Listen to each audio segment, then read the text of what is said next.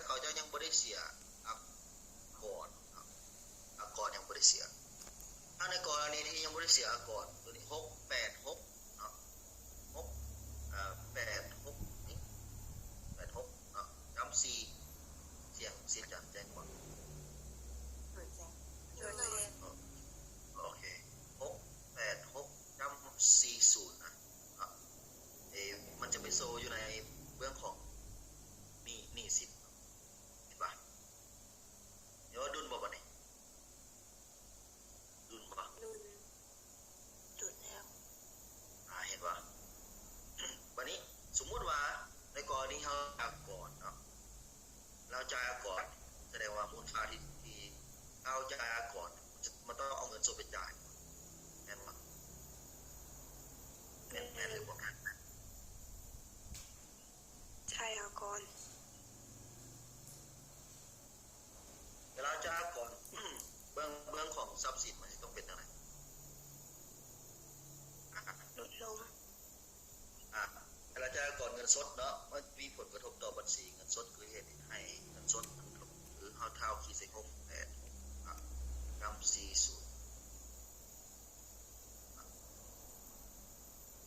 อยู่ในนี่เนาะเวลาจ่ายก่อนมันจะต้องเอานี่ออก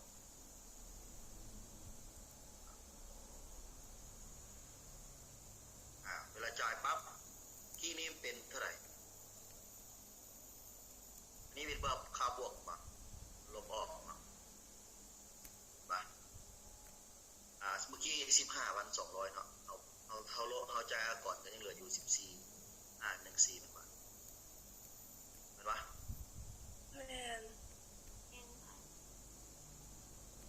โอเคเนาะแสดงว่าใบสรุปสมบัติเขาดุลแล้วตอนนี้ดุลอะไรอย่างถ้ามี2แบบหมายถึงว่าแบบที่1ก็คือจ่ายก่อนแบบที่2ก็จ่ายก่อนอันนี้แม่นสำหรับบทเรียนของมื้อนี้เนาะถือว่าเราสร้างใบสรุปสมบัติได้2วิธีคือ1จ่ายก่อนอันที่2ก็จ่ายก่อนอาการและแต่ละเที่ยวต้องได้เห็น2วิธีเลยว่ะบ่ขึ้นกับเขาจะเลือกว่าวิธีใดนึงเนาะถ้าพวกน้องถ้ามีเงื่อนไขจ่ายก่อนจ่ายไปแล้วน้องก็ล้างบัญชีก่อนแล้วแก้ไขบัญชีเพราะว่าบริษัทของน้องบริจ่ายก่อนกับทางก่อนทางจ่ายอยู่นั่นการสร้างบัญชีฉบับขึ้นว่าวัตถุประสงค์เป้าหมายว่าเขาได้จ่ายหรือบ่ได้จ่ายถ้าเขาได้จ่ายบัญชีฉบับเขาก็เปลี่ยนไปอีกแบบนึงถ้าเขาจ่ายก็เปลี่ยนไปอีกแบบในเบื้องของบัญชีเป็นแบบนี้อาจารย์ขออธิบายตัวจ่ายก่อนตื้มให้ดีอาจารย์อีกทีบ่ทันคือน้องเห็นอยู่ในใบอากรกำไร 24% น้องยังบ่ได้จ่ายเขาเจ้าเถือตอนน้องหักใบซื้อว่าใบสรุปใบรายงานผลนะครับน้องเห็นบ่6840โดยเห็นวันนี้ในเบื้องของบัญชีเวลาน้องเอาไปจ่ายถ้าน้องไปจ่ายเวลาน้องสร้างใบสรุปสมบัติมันจะมีผลให้เงินสดน้องลดลงจากอยู่ในใบเรียงเงินสดน้องมีเท่าไหร่15เท่าไหร่10เท่าไหร่15,200 บาทอากรมันต้องไปจ่ายหลังจากที่เขาสร้างใบรายงานผลนะครับแล้วเขาฮู้แล้วว่า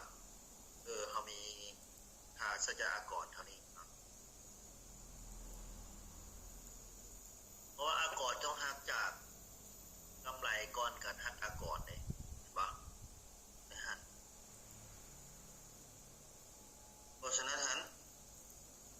เวลาเขาหักเป็นทีเรียบร้อยแล้วเนาะเขาไปจ่าย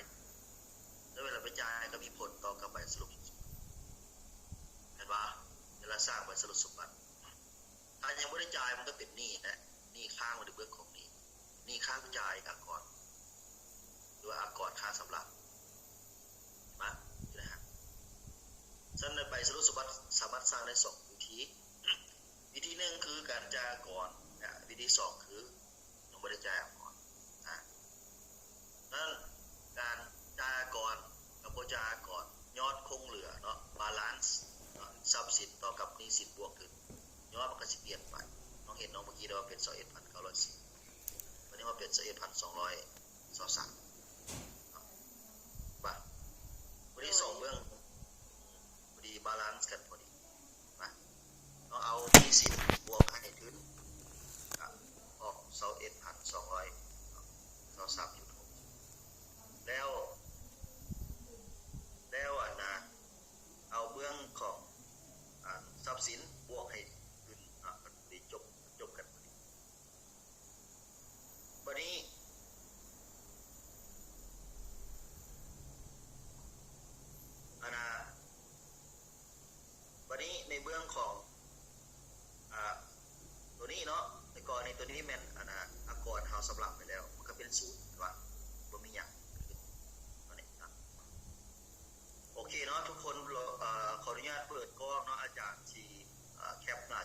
เนาะส่งไปให้สถาบั เงิ น นฝากเงินบอก ขึ้นอยู่กับว่าเฮาสิจ่ายหรือบ่จ่ายแต่พอเป็นจริงก็ต้องจ่ายให้กรมช่วยสหกรณ์เงินอากรค้างจ่ายอากรนะมันต้องไปทอกกับเจ้านี่ ก็ เพราะ คือ ว่ามัน ก็คือเวลาเขาจ่ายน่ะน้องเห็นอาจารย์ลุกอยู่ในเงินสดเนาะแต่ว่าอันน้องอยากรู้ว่าคันเป็นเงินฝากนี่ก็มีบ่คะนะ มีเขาสามารถตัดผ่านบัญชีน้องบ่จ่ายผ่านเงินสดกันได้บ่เอาเงินสดไปทอกกับเจ้ากันได้เดี๋ยวที่มันทันสมัยแล้วเด้น้องก็โอนตัดจากบัญชีของบริษัทไปส่งไปให้อากรแต่ว่าในเบื้องของบัญชีเขาก็ต้องตัดเนาะตัดบัญชีออกเด้เครดิตเงินสดออกก่อนก็ต้องมีการเครดิตเงินสดออกเพราะเงินสดมันลดลงในหลักของบัญชีเห็นปะเงินสดลดลงมันต้องติดลบกันวะนะก็ไปเดบิตเงิน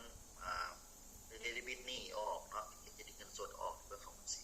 แต่อยู่ในพาสบุ๊กของแบงค์จะไปเดบิตเงินเฮาเนาะเฮาจะไปเครดิตเงินเฮาแต่ว่าในแบงค์มันจะเป็นเดบิตเงินเฮาออกบอกว่าแบงค์มันสิบอกว่าไม่ค่อยบ่ได้เป็นดีอยู่แล้วเวลาเอาเงินเข้าแบงค์จะบอกว่าเฮาเป็นนี่เฮาโกดเวลาไปถอนเงินไปสำระก่อนแบงค์จะไปเดบิตเงินเฮาไอ้ดิถ้าว่ากรมช่วยสหกรณ์มีบัญชีอยู่แบงค์นั้นแบงค์ก็จะมีเครดิตให้เครดิตเงินของอากรเอาไปเข้าบัญชีของกรมช่วยสหกรณ์เครดิตเข้าแล้วในกรมช่วยสหกรณ์ก็ไปลงบัญชีเป็นเดบิตเงินเข้าบัญชีกับเจ้าทำหัวนี่อากรนะครับแล้วก็ลงเป็นรายหับเนาะนะครับของรายหับจากบริษัทนี้ EO Nailing ประเทศสิงห์แล้วก็เดบิตเงินเข้าแล้วก็เครดิตรายหับอากรจากบริษัท PO Nailing อะไรสิเข้าใจปะเข้าใจว่าหลักของบัญชี อาจารย์มีอันคลิปวิดีโอโบที่อธิบายตัวอย่างนี้อาจารย์คือน้องประธานนะน้องเห็ดลงเบิงดีๆแล้วจึงเห็ดไหน อาจารย์ว่าได้มีคลิปวิดีโอไว้ครับผมมีเนาะอาจารย์มีแต่ไลฟ์สดมาเดียวนะผมมีคลิปวิดีโอเด้อที่น้องตามอาจารย์เฮ็ดแล้วค่ะ เขาพูดได้บ่ต้องเบิ่งก่อนอาจารย์ล่ะ อยู่ร้านหลายเลย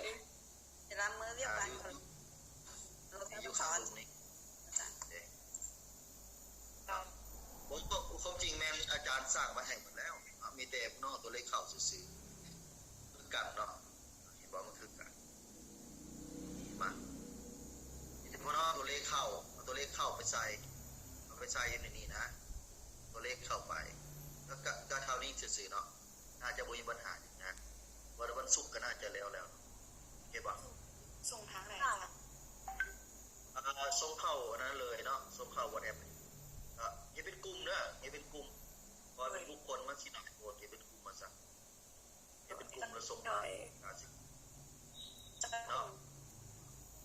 กับแบบเก่านะกับความสะดวกว่าพวกน้องสิเห็นกลุ่มใหม่บ่หรือกลุ่มเก่าก็แล้วแต่เนาะว่าอย่างน้อยก็ให้ประมาณ4 ซะ4-5กลุ่มพอไหวอยู่ดีประมาณ10 คนต่อกลุ่มนึงมันก็คือว่าหลายโคตรมันก็พอมีห้อง30 กว่าเนาะ30 กว่าคนมันจะประมาณกลุ่มนึงก็4-5 คนต้องปล่อยที่กลุ่มนึงสิ โดย โอเคเนาะเราประมาณเอาเท่านี้สักก่อนเนาะสำหรับนี้ เลยขอบใจอาจารย์ที่ชม ได้ครบแล้วอ่ะ แม่ละ เก็บมาโจแล้ว อาจารย์ที่ทรงเหมือน